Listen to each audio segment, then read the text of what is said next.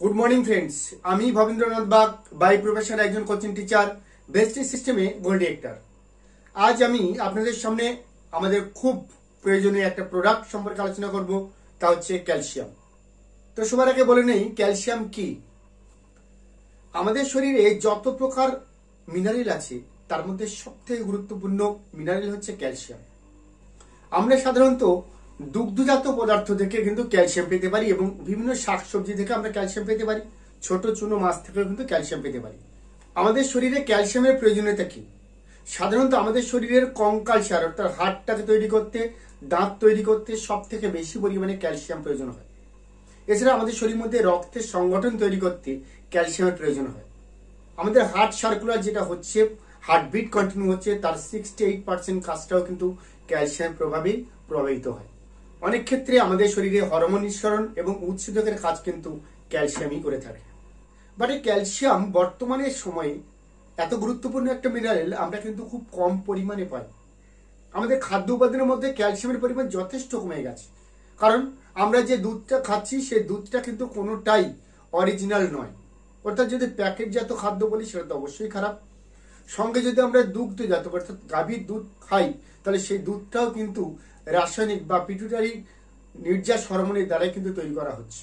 অর্থাৎ অরিজিনাল দুধ কিন্তু আমরা পাই না। সেই সুষম খাদ্য যার মধ্যে ক্যালসিয়াম প্রচুর পরিমাণ আছে সেটা কিন্তু আমরা পাই না।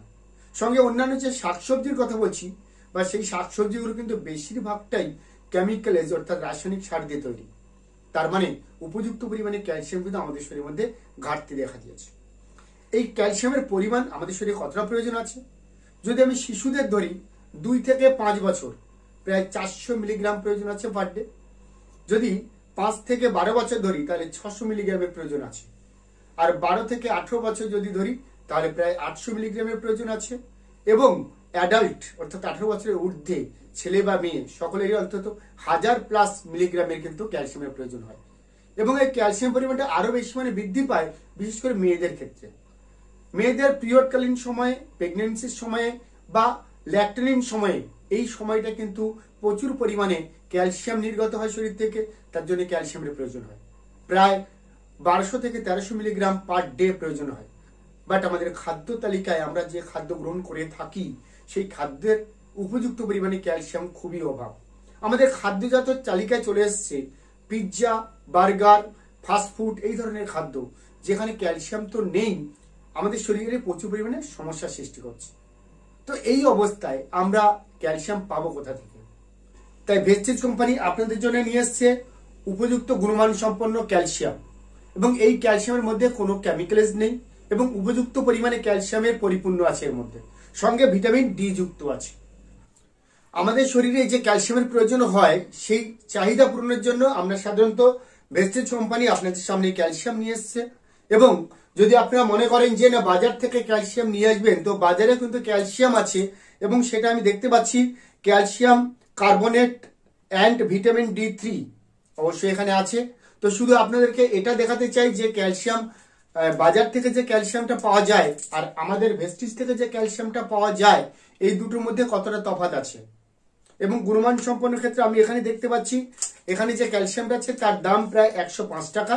এবং এখানে যে ক্যালসিয়ামটা আছে এখানে 100 পিস আছে এবং তার দাম হচ্ছে 230 টাকা। অর্থাৎ আপনি যদি ডিস্ট্রিবিউট হন 230 টাকায় পাবেন, তার মানে 2 টাকা 30 পয়সা করে। তো আমরা একটু দেখে নিই যে দুটো ক্যালসিয়ামের মধ্যে কতটা তফাৎ আছে এবং তার জন্য একটা ডেমো আপনাদেরকে দেখাবো। আমি তার জন্য নিয়েছি দুটো গ্লাস, আপনারা দেখতে পাচ্ছেন দুটো জলের গ্লাস আছে এবং সেই দুটো জলের গ্লাসে আমি সম পরিমাণে জল ঢেলে দেওয়ার চেষ্টা করব।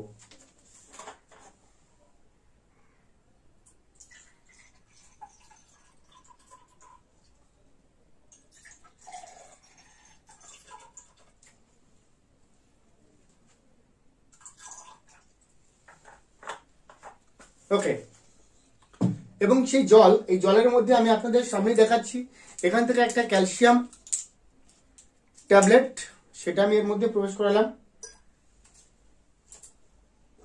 সঙ্গে এখান থেকে ভেস্টিজ যে ক্যালসিয়াম সেই ক্যাপসুল কিন্তু এখানে একটা ট্যাবলেট দিলাম।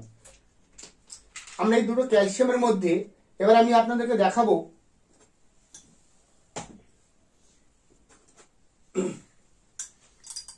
এই ক্যালসিয়ামটাকে আমি নাড়ার চেষ্টা করলাম। এটা সহজে গুলছে না এবং গুলবে, অবশ্যই ধীরে ধীরে গুলবে। সঙ্গে আপনাদের দেখা এখানে একটা ক্যালসিয়াম দেওয়া আছে এবং সেটা একটুখানি দেখে নিন।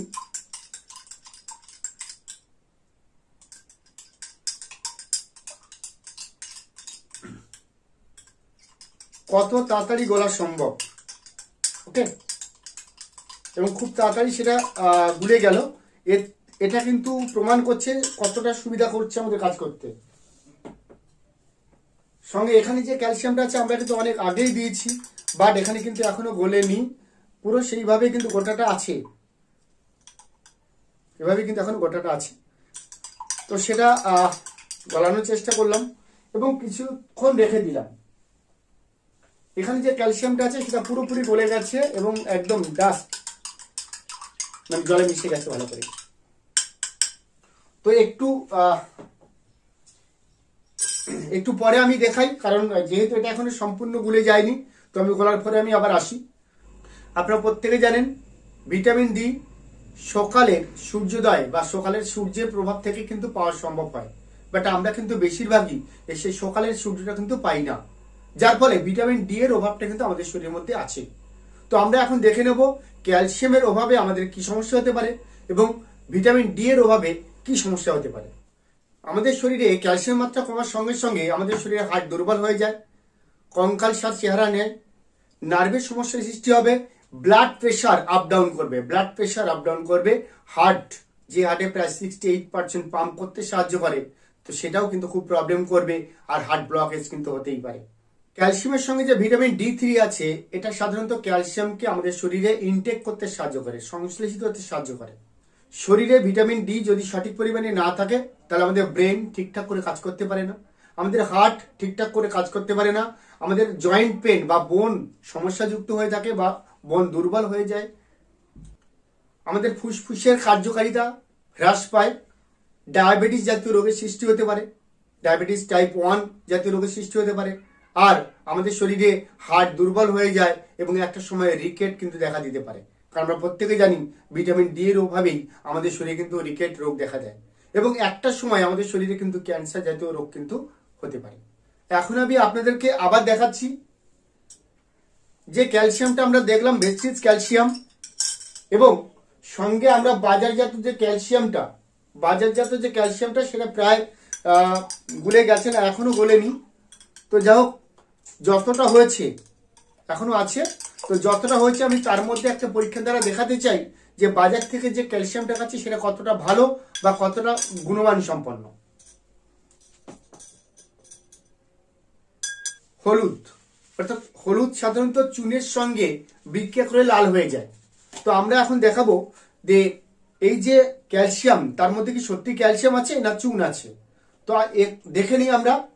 এটা বাজারজাত ক্যালসিয়াম, তার মধ্যে আমি দিয়ে দিলাম, সঙ্গে ভেস্টিজের ক্যালসিয়াম তার মধ্যেও আমি দিলাম।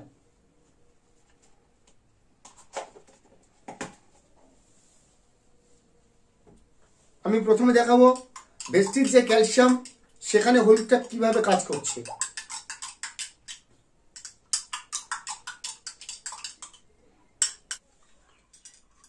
তো আমরা দেখতে পাচ্ছি বাজারজাত যে ক্যালসিয়াম তার মধ্যে হলুদ মেশানোর পরে সেখানে খানিকটা লাল আকার ধারণ করেছে। অর্থাৎ সাধারণত আমরা বলতে পারি যে যদি তার মধ্যে কিছু চুন মেশানো থাকে তাহলে চুনের সঙ্গে হলুদ বিক্রিয়া করলে কিন্তু লালচে ভাব হবেই।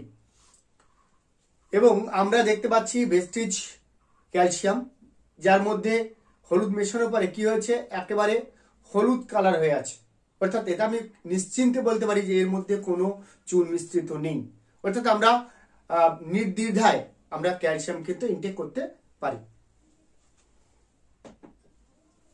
এত গুরুত্বপূর্ণ একটা মিনারেল যা আমাদের শরীরে ঘাটতি থাকলে আমরা বুঝতে পারি না।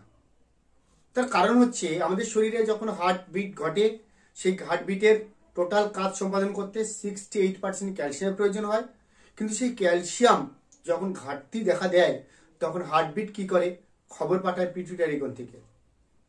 পিটুইটারি গ্রন্থি তখন থাইরয়েডকে নির্দেশ দেয় যে কোনোভাবে এই মুহূর্তে ক্যালসিয়ামের ঘাটতি পূরণ করতেই হবে, কারণ ক্যালসিয়ামের ঘাটতি না পূরণ করলে হার্টবিট কিন্তু বন্ধ হয়ে যাবে। এবং সঙ্গে সঙ্গে থাইরয়েড গ্রন্থিতে অবস্থিত অস্ট্রোব্লাস্ট এবং অস্ট্রোক্লাস্ট তারা দুজনে কিন্তু এর তৎপরতায় নেমে পড়ে এবং অস্ট্রোব্লাস্ট সঙ্গে সঙ্গে শরীরে হাড়ের মধ্য থেকে যে ক্যালসিয়াম আছে সেটা সেখান থেকে নিয়ে নেয় এবং হার্টকে পাঠিয়ে দেয়। সেই জায়গাটা যাতে ক্ষত অবস্থায় না থাকে সঙ্গে সঙ্গে অস্টিওপ্লাস্ট সেটাকে প্লাস্টার করে দেয় যাতে কেউ বুঝতে না পারে। আর হঠাৎ করেই কিন্তু আমাদের দেহে অস্টিওপোরোসিস রোগ দেখা দিয়েছে। এবার বলবো ক্যালসিয়ামের ব্যবহার বিধি। প্রাপ্তবয়স্কদের প্রতিদিন 2টো, অর্থাৎ দিনে সকালে একবার, দুপুরে একবার, খাওয়ার পরে 1টি করে খেতে পারে। এবং যদি শিশু হয়ে থাকে, বয়স কম হয়ে থাকে, তাহলে 1টি করে প্রতিদিন খাবে। অবশ্যই একটা বিষয়ে সতর্ক থাকতে হবে, ক্যালসিয়ামের সঙ্গে কখনোই আয়রন প্লাস ইনটেক করা যাবে না। আয়রন এবং ক্যালসিয়ামের সঙ্গে অন্তত 3 ঘন্টা ডিফারেন্স থাকতেই হবে। তো যদি ভিডিওটা ভালো লাগে তাহলে অবশ্যই আপনার টিম মেম্বারকে শেয়ার করবেন। আর যারা ভেস্টিজিয়ান নন তারাও কিন্তু চাইবেন অন্তত সঠিক পরিমাণে এবং উপযুক্ত ক্যালসিয়াম ব্যবহার করার জন্য। সকলে ভালো থাকবেন, সাবধানে থাকবেন। Wish you wealth.